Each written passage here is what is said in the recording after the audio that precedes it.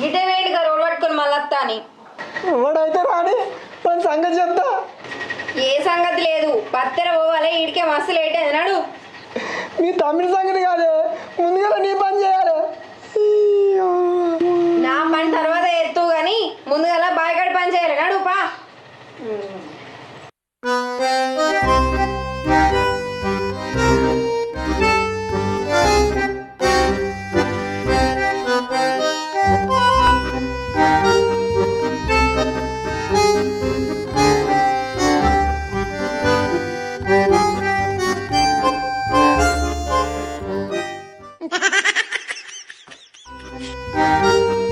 ఏమైంది? తలపెందుకు పెడుతున్నావు? నీకేం తెలియదు ఊకే.